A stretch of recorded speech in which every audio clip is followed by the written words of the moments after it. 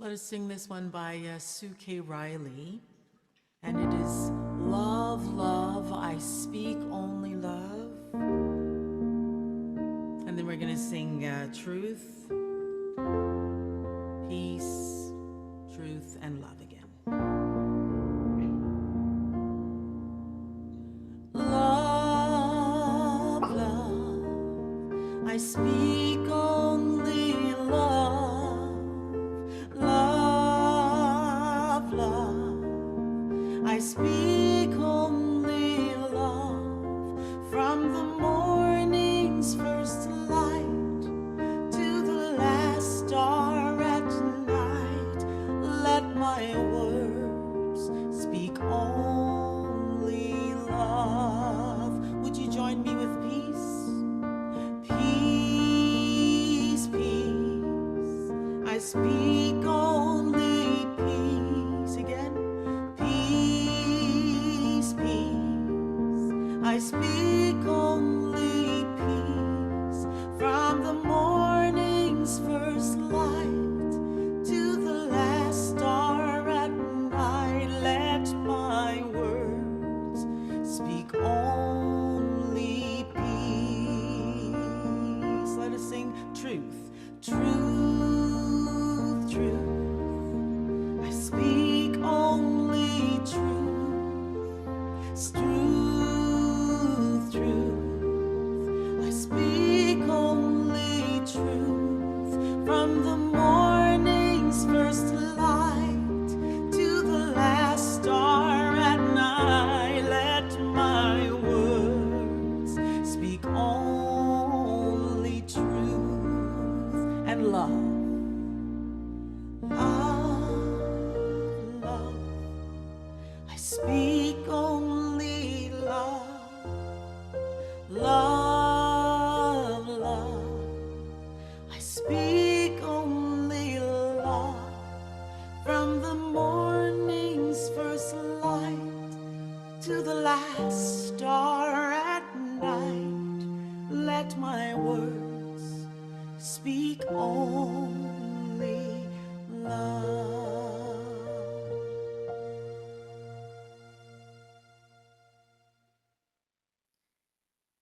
Let my words speak only love. Friends, if it's comfortable, I invite you to soften your gaze, or maybe even close your eyes, and just become aware of your breath. Become aware of the chair supporting you, of the floor fully supporting the chair and your feet, and the gentle in and out of your breath.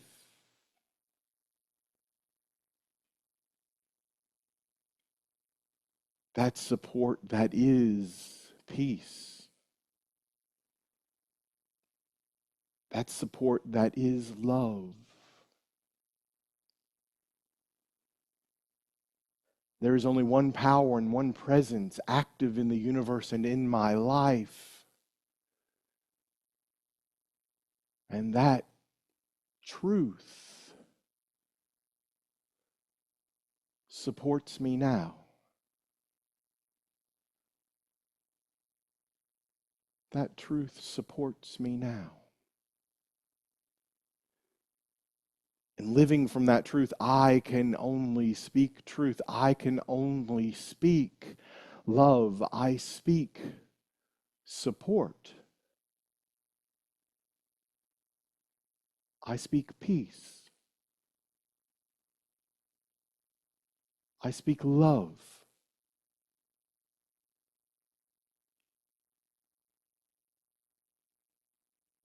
Centered in the awareness and in the truth that there is only one power and one presence active in my life,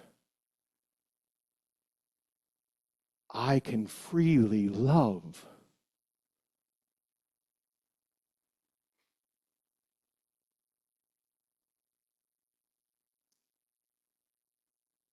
And so, for just a moment in the stillness, And in the silence, let us each turn our awareness, our attention, our intention to that spark of divinity in consciousness in us.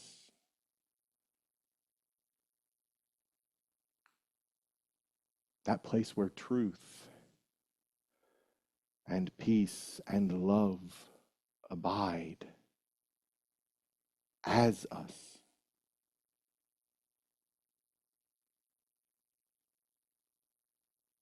Let's bring our attention to that spark and see it illuminate us in consciousness, in the stillness and in the silence.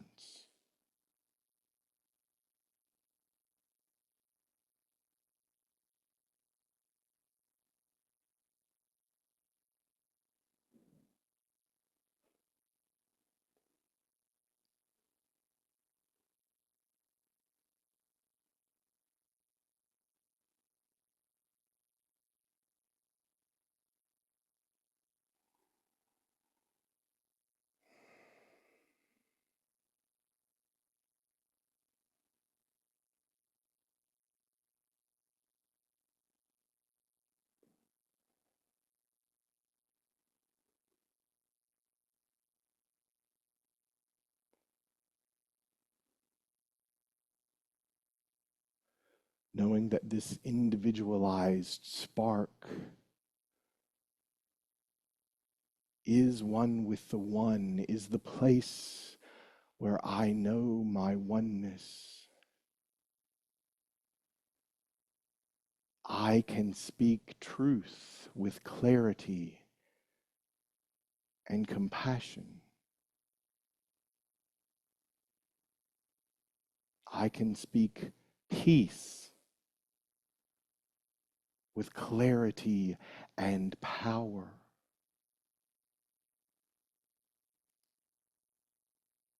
I can speak love with clarity and openness.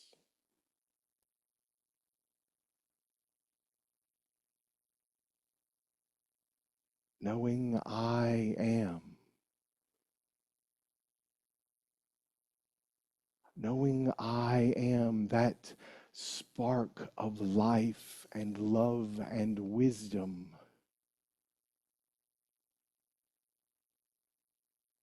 And living I am. I speak truth. I think truth. Truth guides my every action. I am supported. I am loved. And I am love.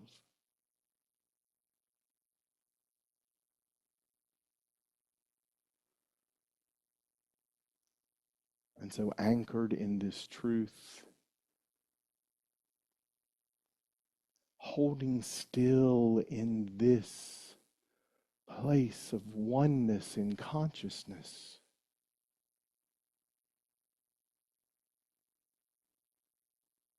let's bring this truth into this manifest world and shift our attention into this moment, this space and this time, where we are together in spirit, where we know that we are one with one another, that we are one with the one, and we speak truth. And so it is, and so we let it be.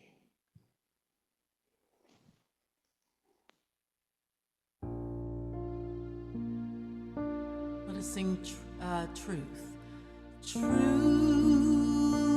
truth, I I speak only truth, truth, truth. I speak only truth. From the morning's first light to the last star at night, let my words speak only truth. And let us close with love. Love, love, I speak only love. Love, love, I speak only love. From the morning's first light to the last star at night, let my words speak only love.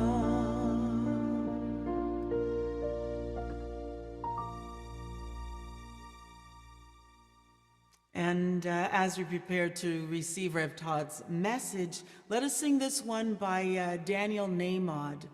All that I am, I give to you.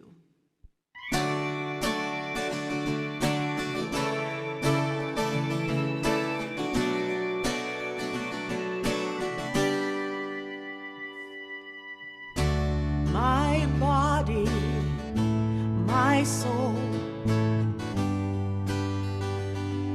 are part of a perfect whole. My heart and my hands are serving a sacred plan.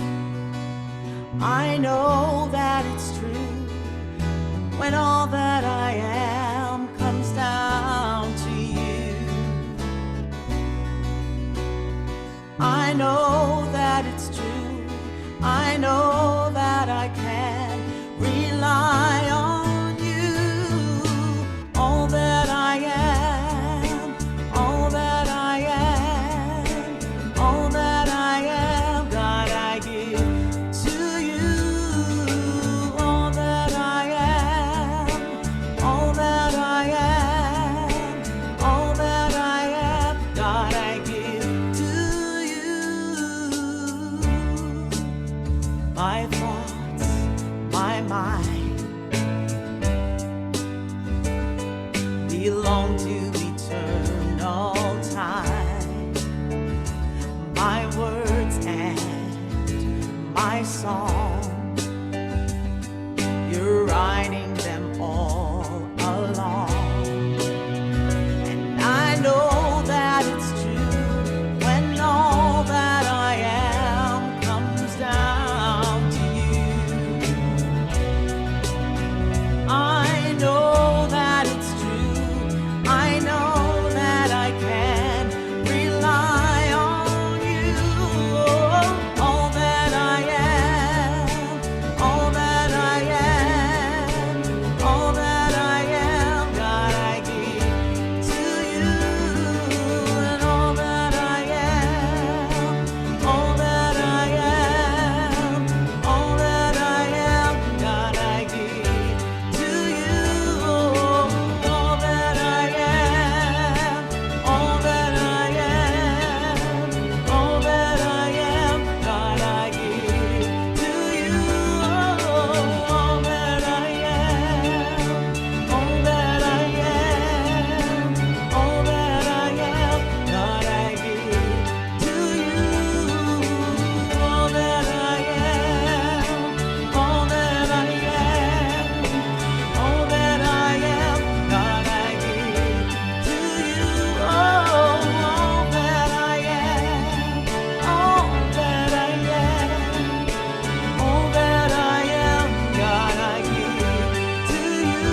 One more time. All that I am, all that I am, all that I am, God, I give to you.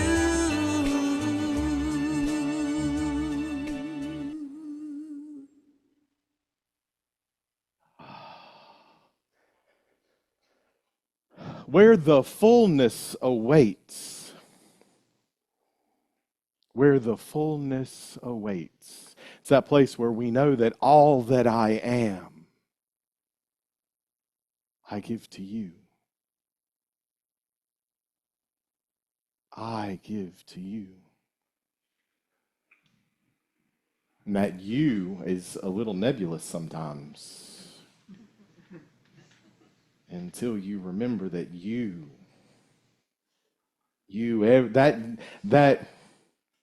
that you, that is everyone you encounter, is that you. And we are invited to show up with our fullness. Our fullness. Because God, absolute good and unconditional love, unlimited, always shows up fully for us. Always in its fullness for us. Well, to the extent that we're willing to accept it. Yes. Where the fullness awaits. God is seeking expression through us, and as we respond in faith, service, and spiritual understanding, we awaken to the fullness already present. Already present. It's here. Already within us. Not in our physical, very fancy spacesuits that we walk around here in the manifest world in, but in consciousness, that unlimited, or perhaps I should say limitless, expansion. Today, I hope that we take away the truth that the fullness of God is already within each and every one of us, and that it is merely waiting to be awakened. And as we respond in faith, as we serve from love, and as we align with divine ideas, that we will each discover that what we have been seeking is already planted in the soil of our soul. And it's just waiting for us because it is ready to bloom. Think we can take that away today? Think we can get there? So the first thing we have to talk about is our faith. Faith. And we're going to talk about a little bit about service and understanding. And then we're going to talk about, the path from longing to knowing. You ever longed for something? Anybody longed for something? Yep. Our title today, Where the Fullness Awaits. This title comes like titles from the past couple of weeks. I've been diving into Lessons in Truth from Emily Cady. And this comes from chapter 8. Many today are conscious that the inner hunger cannot be satisfied with worldly goods, and are with all earnestness seeking spiritual understanding or consciousness of an immanent God. They have been seeking long with a great desire of unselfishness and a feeling that when they have truly found God, they will begin to do for others. God, if you will merely show me this, then I will commit my life to you. It's a very sophomoric way, right? Because truly faithful service for others hastens the day dawning for us. The gifts of God are not given in reward for faithful service, as a fond mother gives cake to her child for being good.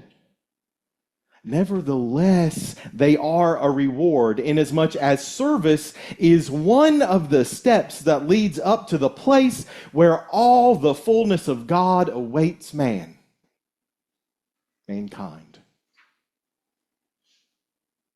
Service is one of the steps that gets us there. So if we're waiting on God to show up without realizing that God's already here, well, we're not doing it right. We step into service. We seek ye first, and then everything shows up.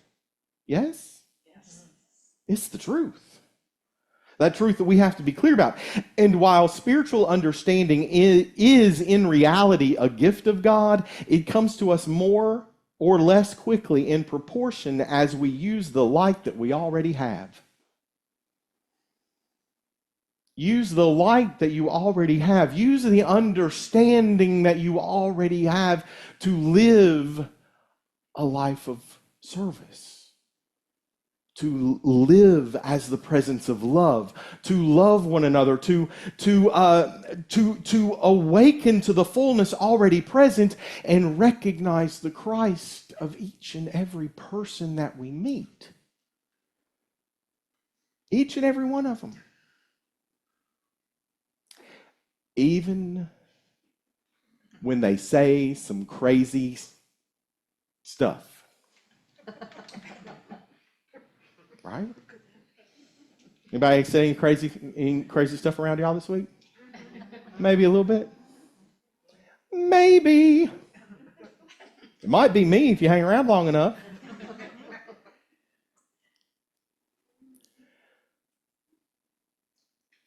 We have to be intentional with using the understanding that we have been gifted. Gifted not because we did anything right, not withheld because we did something wrong, but simply because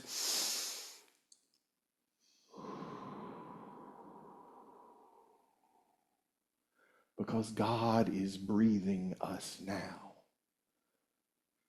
We have understanding. We have light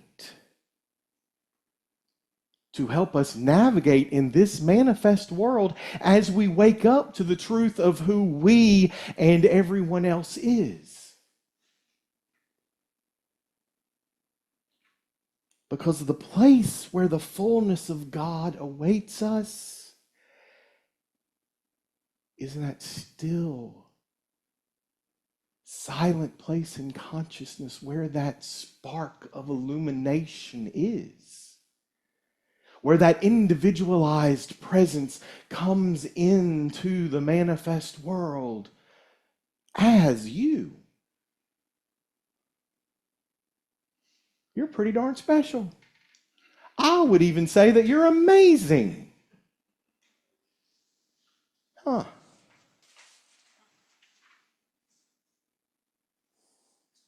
As I was reading through the Lessons in Truth and some study guide material that the correspondence school used to send out, I came across this additional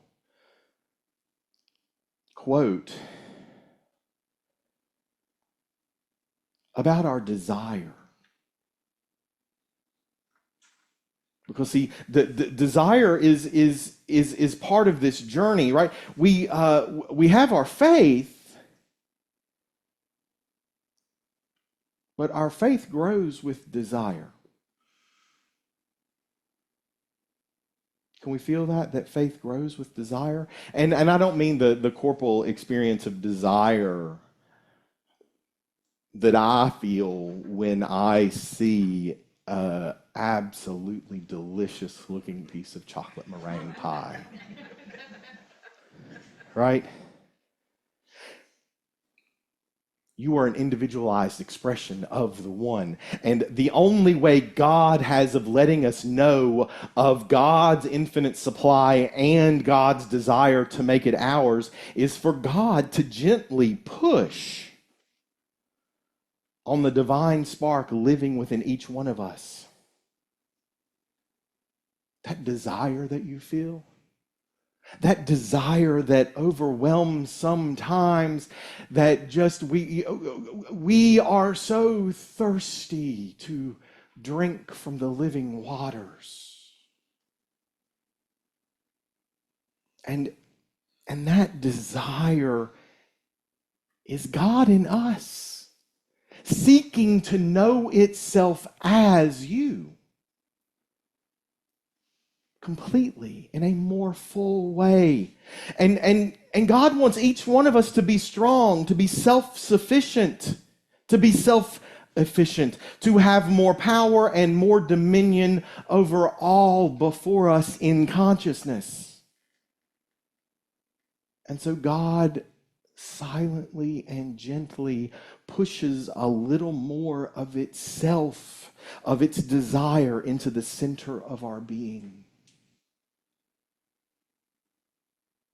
God's will.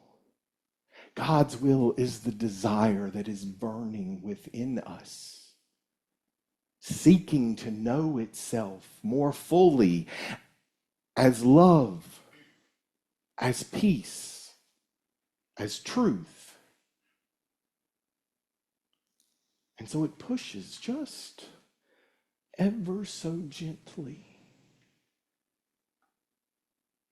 Pushes. And then that's that thirst for righteousness that allows us and encourages us and blesses our journey to expand in consciousness, to grow beyond the confines of a limited worldview, of a limited lens through which we are looking at life. It's like if we were looking through a kaleidoscope and yet we never took the time to turn. You know, when you turn the kaleidoscope, everything, the whole thing inside just, and it's a brand new pattern. It's a brand new experience of what I can see. And when our consciousness expands, that we might see and experience and be the presence of more love and more peace, of more joy. Well, our power increases. Our will increases. Our imagination grows. And we see even more possibilities. And so grows our ability to renunciate, to release those ideas that we thought were divine in nature and that we have misused and created lack and limitation in our lives. Because we all do that. We've talked about that, right? You know, we've got to stop and pause and look around and see, okay, what is the fruit I am growing? And decide, is it the fruit I want? Because you've planted those seeds, you have watered those, you have supplied them soil in the container of your life. And then you have to decide, is this the flower I want? Is this the bloom that I'm looking for? Yes?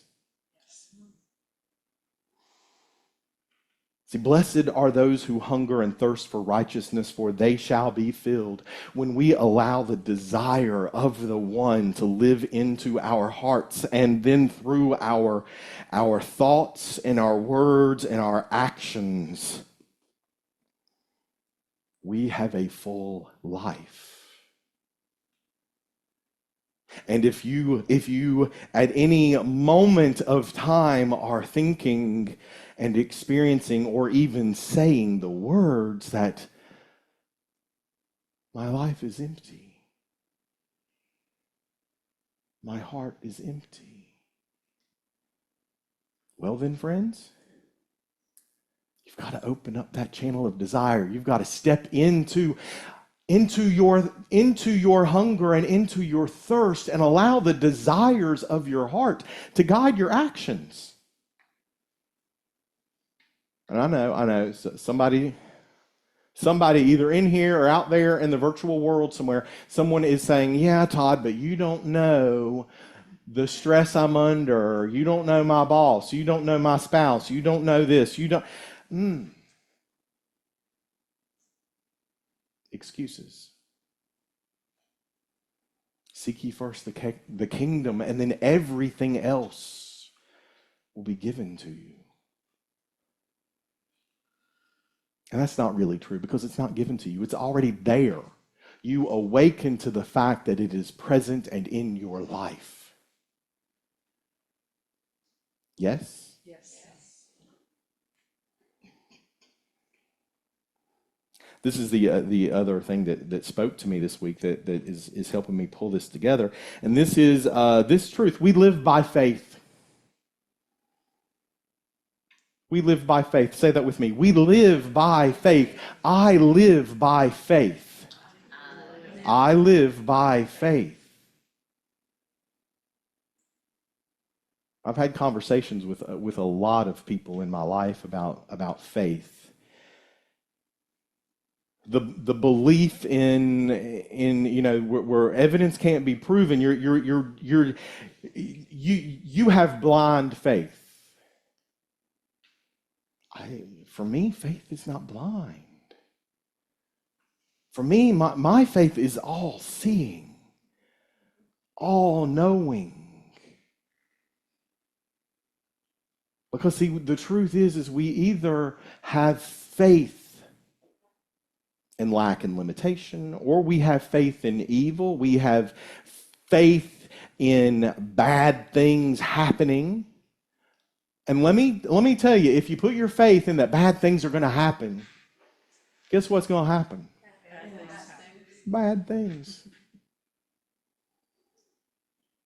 Now, does that mean that you put your faith in that bad thing and the bad thing is going to happen in the manifest world? Not really, because the truth is that events happen. You seen any events happen in the world?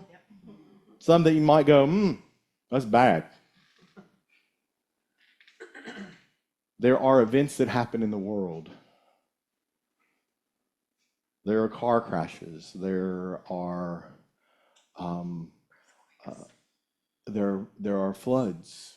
There are fires. There are bad things that happen, but they're unfortunate events from the limited perspective that we see. And then in consciousness, if we have our faith, in the belief that God means it for good, right? Not an anthropomorphic God, but just that the energy of life is coming forth and that it supports us in everything that happens, then even that thing which feels really horrible and terrible, in our consciousness, in our experience, we can have faith that this will work out. And if I have faith that this will work out, if I have faith that love is present,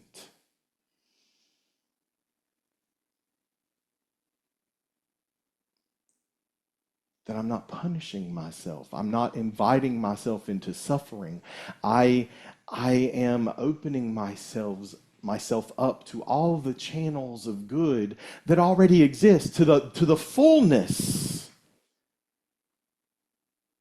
that already exists. We live by faith. Manifestations in our life are produced by our manner of thought, according to whether we center our faith on material things, in other persons, in external means, or if we center our faith in the life, love, intelligence, and substance of God.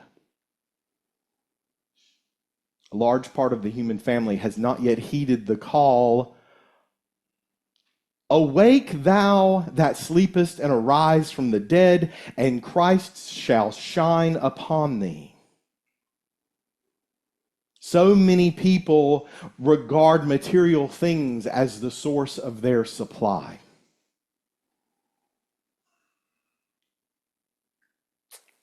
They regard disease as reality, death as a certainty, and regulates the life of the plan. You ever bought into that?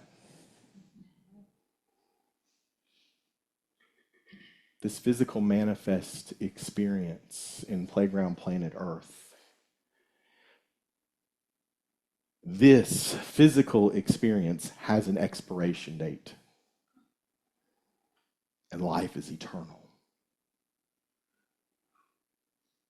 Life is eternal. And we can seek now the kingdom of heaven and have all manner of good experiences in our life. Or we can put our faith in the material world. And the material world, the rules and the regulations, even the laws of physics in this manifest world, I believe, are earmarked with lack and limitation. Lack and limitation. If gravity was just a slight bit higher, we wouldn't be able to walk around. If the physical world were not exactly so, if the atmosphere was not just so, and the oxygen content was slightly changed, life would look very different for each and every one of us. This manifest physical life. But life, true life, the truth, knowing the truth that we speak with clarity and compassion, that truth is that life is eternal. That God is good, and that we place our faith in the unformed substance of potentiality and believe that God means this for good. And we open ourselves up to our divine ideas.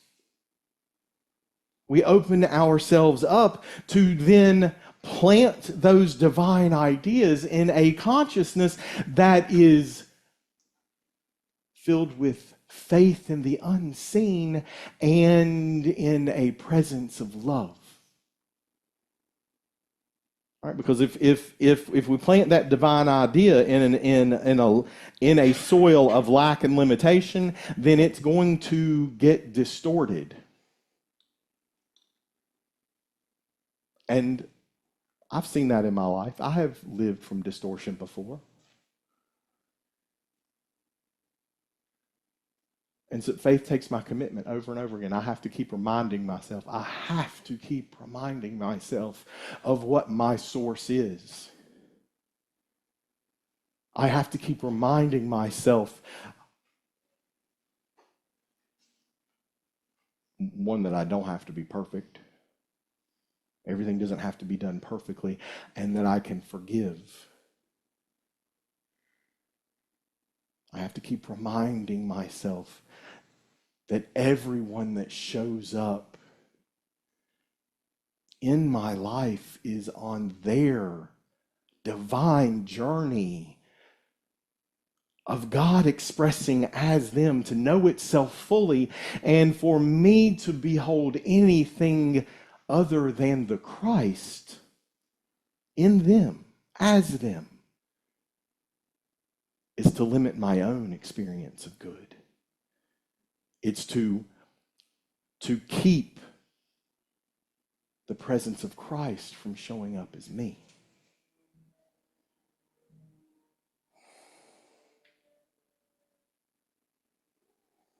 And it happens, even Peter. Y'all remember Peter?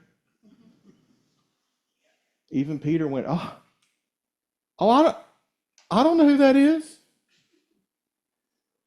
you don't remember that story, we'll talk about it at Easter next year. I don't remember who that is. Who's that? Who's that?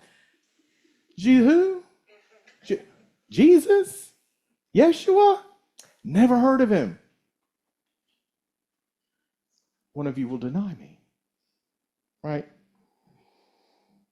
And then, of course, then redeemed, declared his love, and accepted the commission, tend to my sheep. Tend to my sheep. I remember what sheep means metaphysically. Your thoughts. Tend to your thinking nature. Tend to your thinking nature. Are you holding ideas of truth? Are you holding ideas of truth?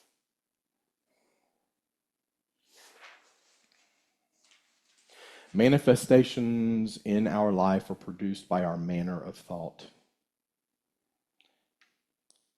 If we misplace our faith into the manifest material world and put our faith in things that we can see and touch and feel and know here on playground planet Earth, we stagnate ourselves spiritually.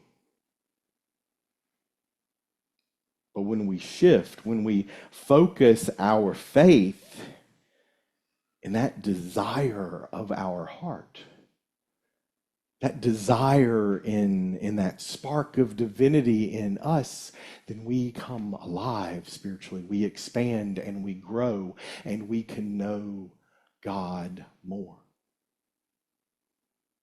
And conversely, God can know itself as us more. Win-win. And then here's close to our wrap up, right?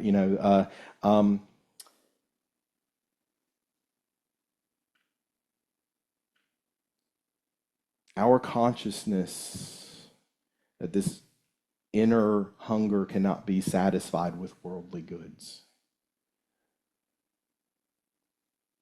And instead of waiting for God to show us, we show up in service. Show God our commitment. Show this universal experience of creative life force that we mean business with these divine ideas, and I'm going to show up and I'm going to serve.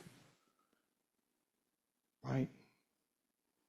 That it's just not one or two divine ideas that show up in our life.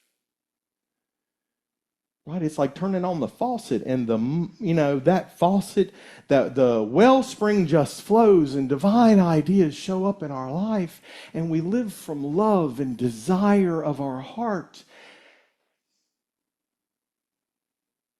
And it turns out we are the good we've been looking for. We are the presence that we've been missing. Not the ego, not the personality, but the I amness. The presence of God in each one of us, the Christ of our being. The Christ of our being. And it is, to me, the greatest paradox of manifest life. That when we show up and we give and we serve, we think that we will be depleted, but in truth, we awaken more in us. We come alive with more life, with more energy, more zeal, more understanding, more will, more power to share the truth we know with clarity and compassion. What greater way to spend a life than to overflow because you are giving all of yourself away.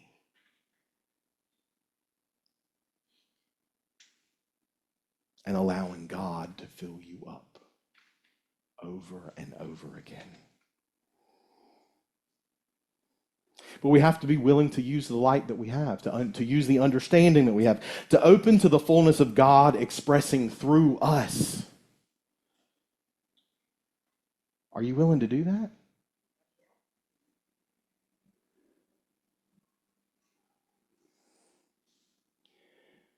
Our divine ideas are like seeds.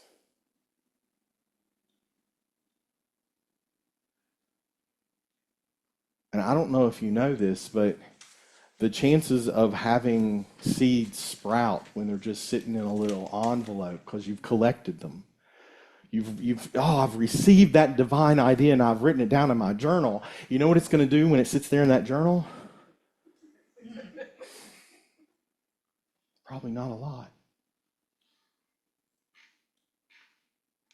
But you have to use your divine ideas. You see, you have this incredible individualized expression of the divine. You have this container that is you, your individualized self in this world. Aren't you grateful that you can go to the store and you can find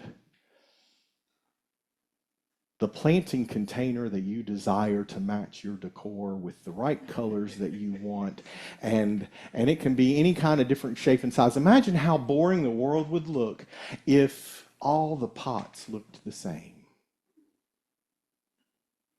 We're all different. This is one that was actually made by a friend of mine. My friend Fahad is a potter, and when he gave it to me, first he wanted to know what my favorite color was, and I said, well, my favorite color is orange, but I would rather you allow your artistic ability to design the glaze and the colors. And when he handed it to me, he said, do you see this on the inside? Do you know what that is? I was like, yeah, those are your fingers where you were holding the pot. I don't know if you know this, but your individualized expression has got fingerprints all over it from the people that have touched you in your life. And some of them leave next to no mark. And some of them have left bruises. But some of them have left a pattern that is beautiful when you use the light of understanding.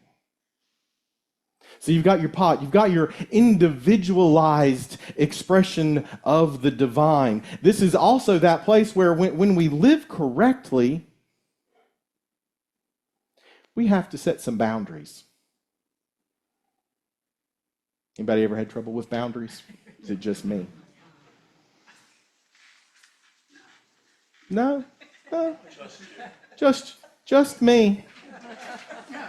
Aren't y'all lucky that I can tell you about how challenging it can be to set boundaries? I'm looking at people online. Now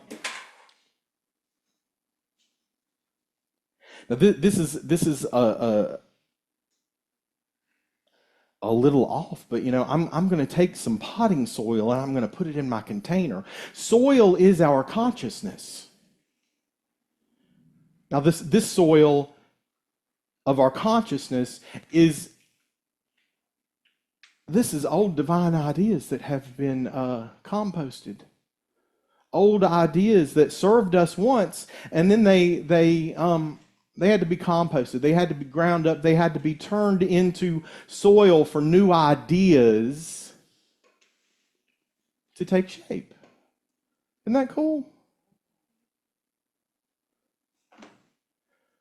Now, anybody have clay soil at your house and you tried to plant flowers in it? You ever try that? How'd that go? For some flowers, it does great. For others, not so much. Right? There are certain plants that will grow and thrive here in the coastal community where we have a very sandy soil and a very, very hot summer. Right? But if you When I was growing up, that great grandmother that I've told you all so much about, that great grandmother gave me uh, a bulb for a bearded iris. And every time I see a bearded iris, I think of her. And it was, I planted it in, my father built a circular little brick garden space for my mother to plant flowers in. And I planted that bearded iris bulb there. And it outgrew everything in that flower bed. And I mean, it was like 3 feet tall. This uh, singular, beautiful, purple bearded iris bulb. But it could only grow because the soil conditions were right.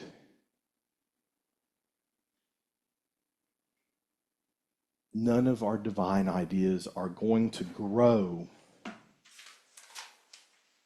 if we don't have the conditions of our consciousness correct. And then you got to have the seeds. Now, I want y'all to know that last night at 10 o'clock, I sat up in the bed and I went, I forgot to go buy seeds today.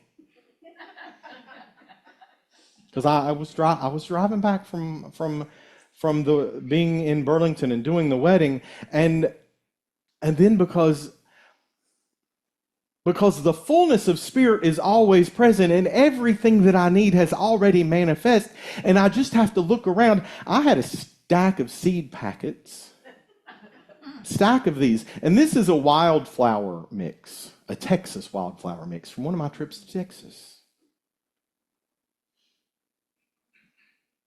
Now here's the thing. If I plant these, I don't exactly know what's going to grow. How many of you have planted seeds in your own consciousness and you did not know what your harvest was going to be? How many of you did not know the fruit that you were going to bear because you did not pay attention to what the seeds were? And have you ever planted seeds that would thrive in Texas, but maybe not thrive in the Carolina coastal climate? That's the truth. We have to be clear about the seeds that we want to plant because we want to be clear about the harvest that we will receive. We want to be clear about the fruit that we're going to grow. We want to be clear about the bloom that we are inviting into our lives.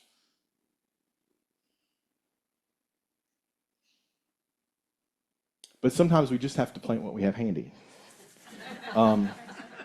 So, these are Texas wildflowers, and who knows if they're going to grow? Who knows? I'm going to go home with this pot, and I'm also going to plant a spider plant in it because Fahad also gave me a spider plant. So now the seeds are there, and so we have our consciousness, and we have our container, and this is all here, and we can stand back and we can wait.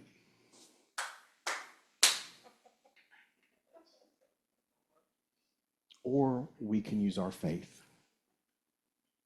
We can continuously come back and make sure that our consciousness is open to the wellspring of life, substance, and intelligence that is available to us.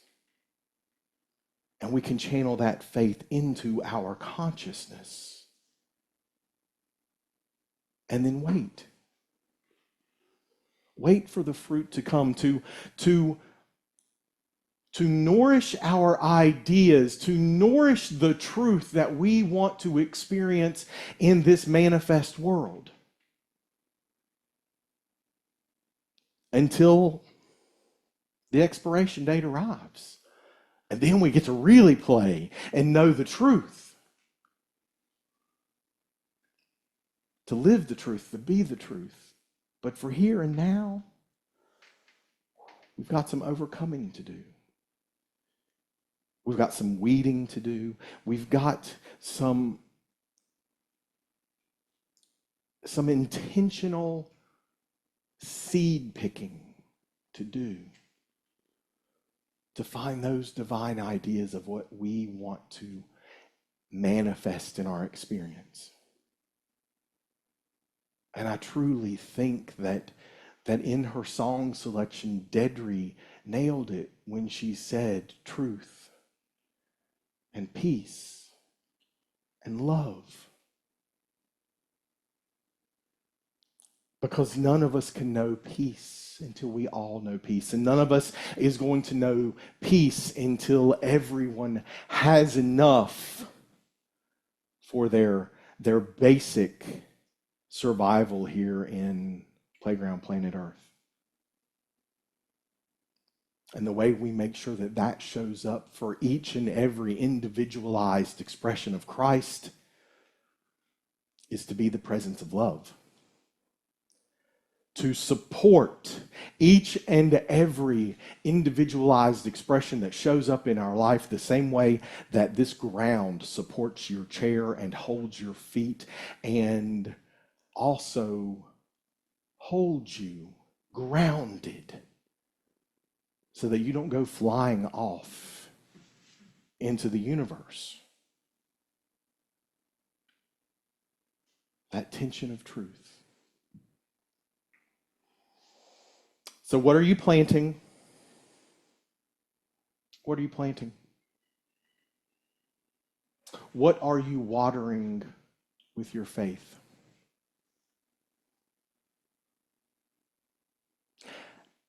And are there things that need to be pruned or dug up completely? Has the container become too small and you need to open up to the desires of the Spirit in you and allow that container to become so much larger than even you think it can be? It's up for you to decide. But make sure with each day, as each day dawns and at the first sparkle of starlight, that you recognize that you are hungry and you are thirsty for righteousness. Because then all things will be delivered unto you. Blessings, friends. I love you.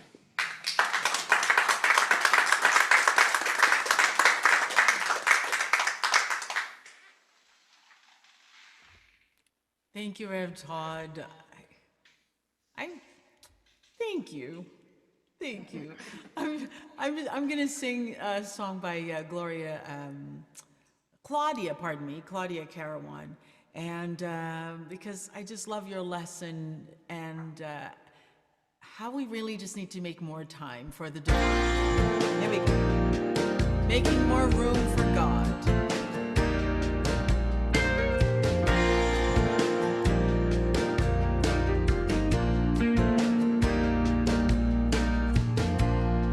I used to see the world with a cynic's view.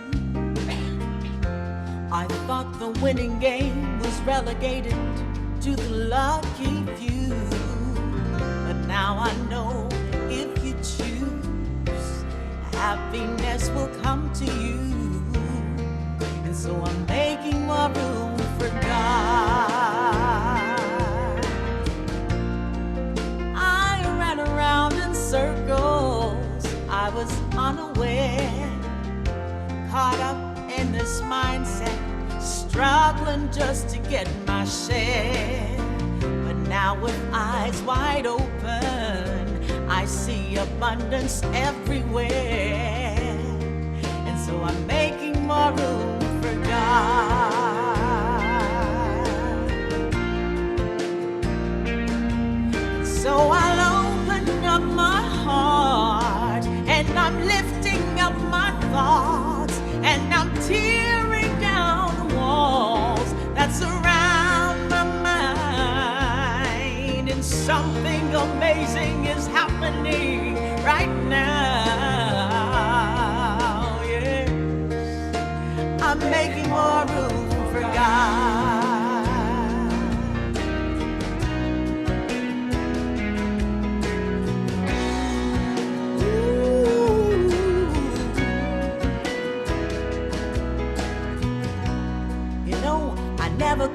imagine this to be the case.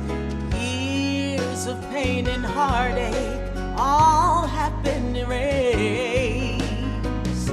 Now I know the meaning of amazing grace, and so I'm making more room for God. Standing at the crossroads, I've never felt so strong. If Rev Todd has changed your life, you gotta pass it on. Keep growing in God.